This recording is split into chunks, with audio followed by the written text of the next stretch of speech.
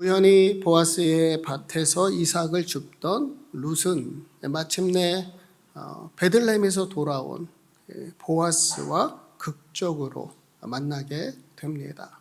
우리가 기도하면 하나님은 일하시니까 우연은 익명으로 일하시는 하나님의 방식이니까 이들 만남은 우연이 아니야.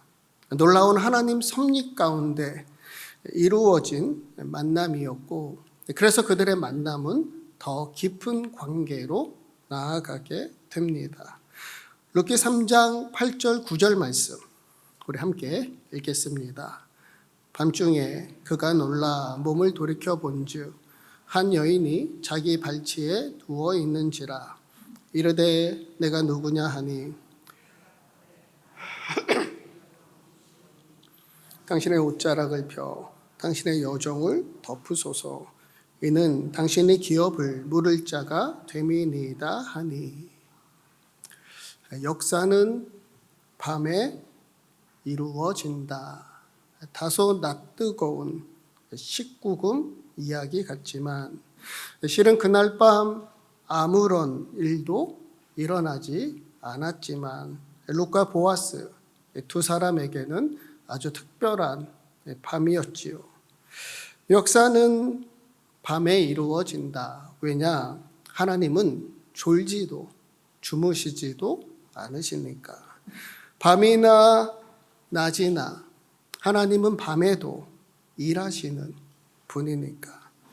아각 사람 하만이 모르드게를 죽이려고 작정한 그날 밤에도 하나님은 하나님의 일을 은밀하게 위대하게 행하셨지요. 한밤중에 빌립보 감옥에서 바울과 실라가 기도하고 찬송할 때 하나님은 옥토를 흔드시고 옥문을 여시며 매인 것을 푸시고 놀라운 구원의 역사, 복음의 문 여셨지요. 그래서 제가 좋아하는 말씀, 여호와께서 그의 사랑하시는 자에게는 잠을 주시는도다. 걱정, 근심 가득하고 두려운 일, 또 불안한 일이 생기면 잠이 오지 않아요. 잠을 잘 자는 것도 복입니다. 그런데 이 시편의 말씀을 표준 세번역에서는 이렇게 번역해요. 주께서는 사랑하시는 사람에게는 그가 자는 동안에도 복을 내리신다.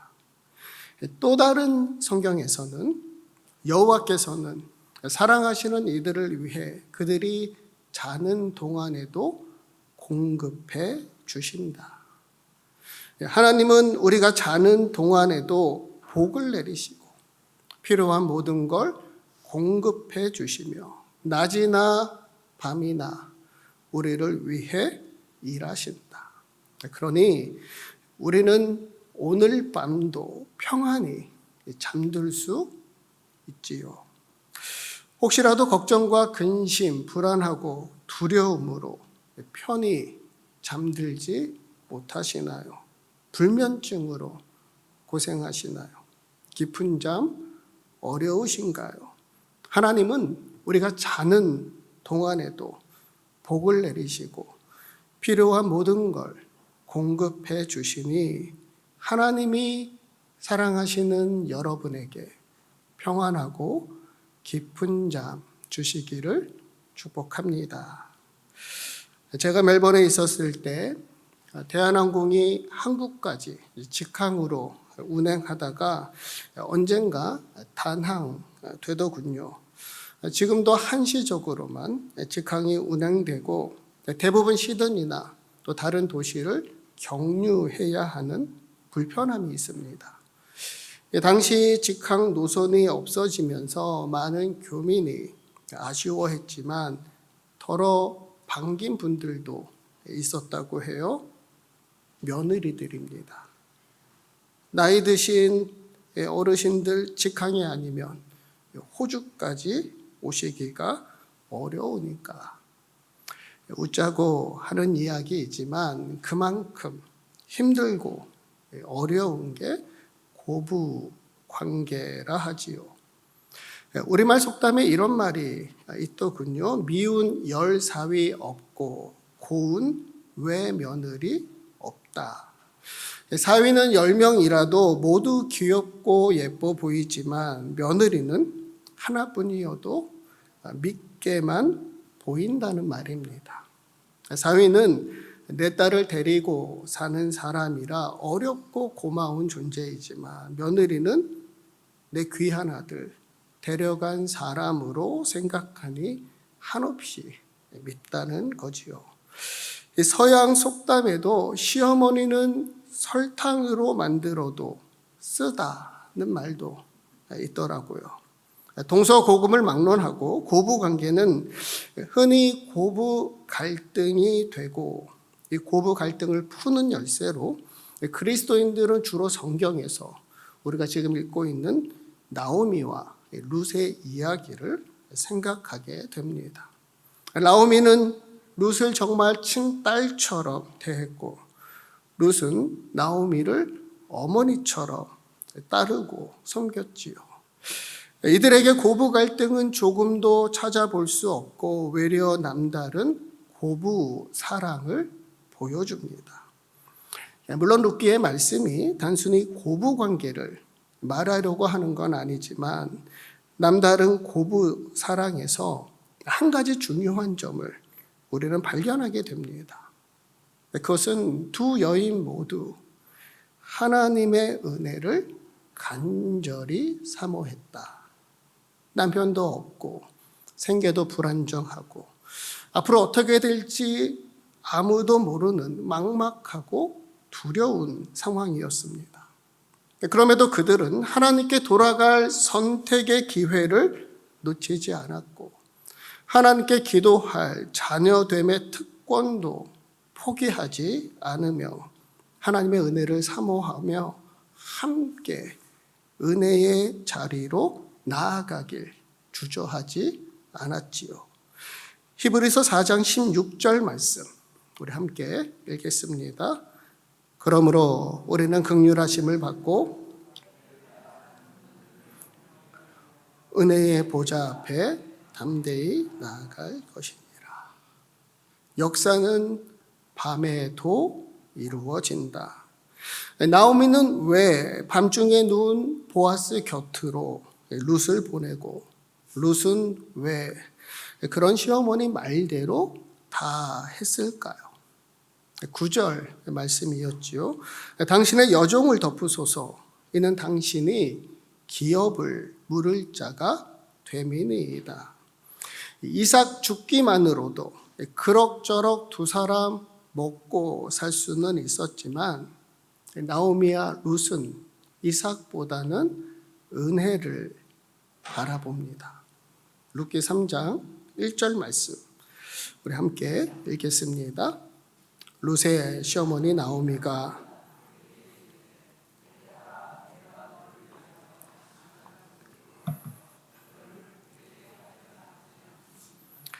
비록 나오미는 마라와 같은 고되고 고통스러운 삶을 살았지만 룻만큼은 안식을 누리며 복된 삶, 은혜로운 인생 살아가길 원합니다. 교부신학자 성 어거스틴의 고백입니다. 당신은 우리를 당신을 향해서 살도록 창조하셨으므로 우리 마음이 당신 안에서 안식할 때까지는 평안하지 않습니다. 참된 안식은 하나님 안에서만 누릴 수 있고 참된 행복도 하나님만이 주실 수 있는 하나님 은혜이니까 하나님이 주실 안식과 복을 사모하며 두 여인은 은혜를 얻기 위하여 기업을 물을 자 보아스에게로 나아갑니다. 당시 이스라엘은 스스로 도울 수 없는 자를 돕기 위한 제도가 있었는데 이른바 고엘의 은혜, 고엘 제도입니다.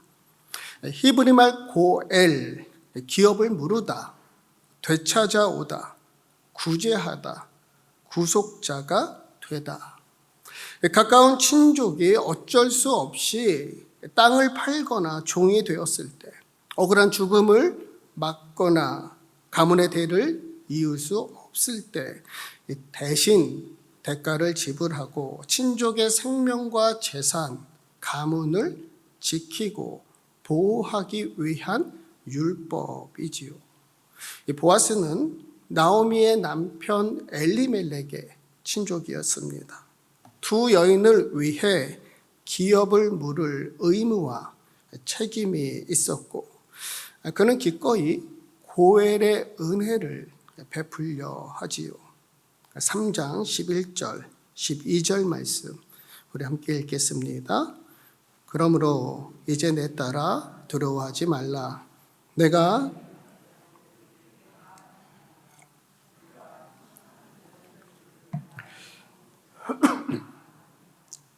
참으로 나는 기업을 물을 자이나 기업 물을 자로서 나보다 더 가까운 사람이 있으니.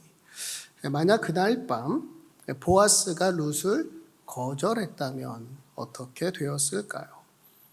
솔직히 룻의 행동은 아무리 시어머니 말이라고 해도 아무리 상황이 절박하더라도 무모하고 당돌하고 정결하지 못한 행동 같아 보입니다. 그러나 보아스는 그렇게 생각하지 않았어요. 오히려 두려워하는 룻을 위로하고 현숙한 여자라 칭찬하며 고엘의 은혜 베풀길 주저하지 않습니다. 역사는 밤에도 이루어진다. 하나님의 섭리가 아니고서는 두 사람 만날 수 없는 만남이었고 이루어질 수 없는 관계였지요. 우연히 이삭을 줍다가 마침 보아스를 만나고 밤중에 나오미와 룻은 고엘의 은혜 입기를 간절히 바라고 기도합니다. 우리가 기도하면 낮이나 밤이나 하나님은 우리를 위해 일하시니까. 성공의 신학자 제임스 패커가 말합니다. 인간은 비록 하나님의 다스림을 받을지라도 하나의 책임 있는 도덕적 존재다. 또한 인간이 비록 하나의 책임 있는 도덕적 존재라도 하나님의 다스림을 받는다. 무슨 말인가? 하나님의 주권을 너무 강조한 나머지 인간의 책임을 간과해서는 안 되고 또 인간의 책임을 너무 강조하면서 하나님의 주권을 의심해서도 안 된다는 말입니다. 그러니까 하나님의 주권과 섭리 가운데 우리는 책임 있는 존재로 살아가야 하고 하나님은 그 모든 걸 합력하여 선을 이루신다. 당시 고엘 제도의 한 가지 원칙은 기업을 물을 자의 우선순위가 있다는 겁니다. 누구나 원한다고 고엘의 은혜를 베풀 수 있는 건 아니었지요. 가장 가까운 친족부터 그 의무와 책임을 있고 보아스는 자신보다 더 가까운 친족이 있다는 걸 알았지요. 그래도 이 보아스 정도의 유력한 사람이라면 비록 가장 가까운 친족은 아니더라도 충분히 고엘의 은혜를 베풀어도 뭐라 할 사람 없었을 겁니다. 그런데도 보아스는 섣불리 행동하지 않습니다. 아무도 보지 않는 밤중이지만 율법의 의무와 책임을 존중하고 하나님 앞에서 범죄하지 않습니다. 게다가 힘없고 보잘것없는 룻을 세심하게 배려하고 보호하며 다소 시간이 걸리더라도 고엘의 과정을 순리대로 진행합니다. 영화 베타랑에서 재벌 3세 유아인 말한 대사였지요. 문제 삼지 않으면 문제가 안 되는데 문제를 삼으면 문제가 된다고 그랬어요. 설령 아주 작은 문제라도 문제를 삼으면 때로는 걷잡을 수 없는 커다란 사건이 되기도 합니다. 아무리 은혜라도 아무리 선하고 좋은 일이라도 그 모든 일이 은혜롭게 적합하게 이루어질 때 온전한 은혜가 됩니다. 하나님은 질서의 하나님이시니까 언제나 선한 일을 선한 목적을 가지고 선한 방법을 통해 이루십니다. 계획대로, 순리대로, 낮이나 밤이나 하나님은 우리를 위해 은혜롭게 질서 있게 행하시고 이루신다. 하여 그리스도를 본받아라는 책의 저자 토마스 아 캠피스가 말합니다. 우리가 하루를 시작하면서 해야 할 첫 마디는 다음과 같은 기도여야 한다. 주님의 뜻을 따라 주님이 원하시는 일을 주님이 원하시는 때에 행하게 하소서. 주님의 뜻을 따라 주님이 원하시는 일을 주님이 원하시는 때에 행하게 하소서.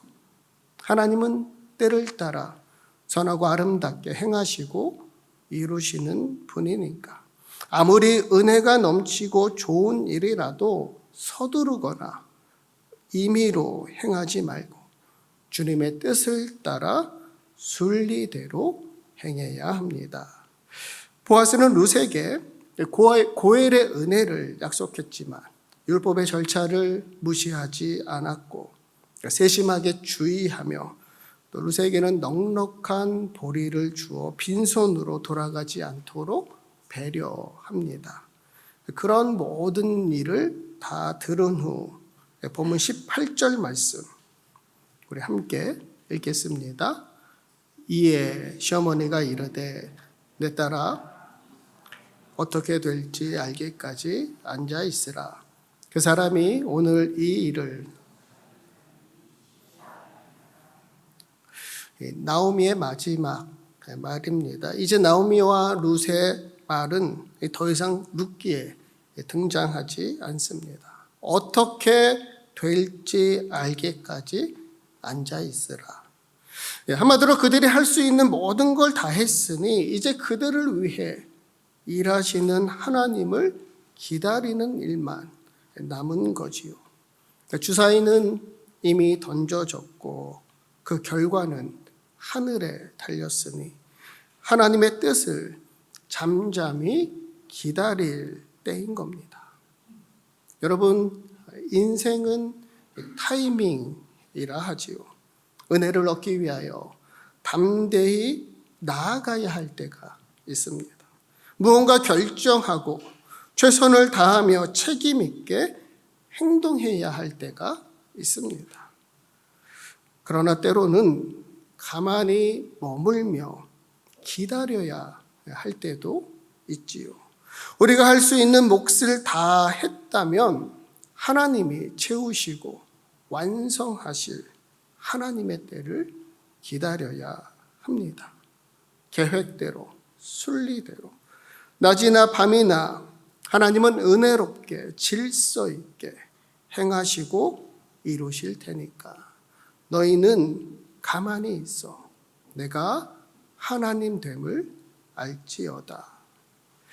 지금 여러분은 어떤 인생의 타이밍을 살아가고 계시나요? 앞으로 나아가야 할 때인가요? 무언가 결정하고 행동하는 때인가요? 어디로 가야 할지, 무엇을 해야 할지 고민하고 있나요? 아니면 잠시 머물며 기다려야 할 때인가요? 생각해 보면 무언가 결정하고 행동하고 고민하고 기다리고 그 어떤 것도 결코 쉬운 일이 아닙니다. 그중 저에게는 기다림이 가장 어려운 때였던 것 같습니다. 잠시 머물며 기다리는 거라면 견딜만 해도 수개월, 수년 기다림이 길어지고 깊어질수록 불안하고 두렵고 혼란스럽고 흔들리고 가만히 기다리기가 정말 어렵더라고요. 그런데 그 오랜 기다림 속에서 귀한 깨달음을 주시고 더 확고한 믿음도 주시더군요. 기다림은 아무것도 하지 않는 시간이 아니다. 기다림은 하나님을 신뢰하는 시간이다. 기다림은 낮이나 밤이나 일하시는 하나님을 기대하는 시간이다. 기다림은 끈덕지게 기도하는 시간이다. 그리고 기다림은 내 인생의 주인이 내가 아니라 하나님이심을 깨닫고 고백하게 하는 믿음의 시간이다. 때를 따라 선하고 아름답게 하시는 하나님만이 우리 인생의 주인이심을 믿습니다. 바라기는 주님의 뜻을 따라 주님이 원하시는 일을 주님의 때에 순리대로 질서 있게 행하며 은혜로운 인생 살아가는 저와 여러분 우리 시드니 교회 되기를 주님의 이름으로 축복합니다.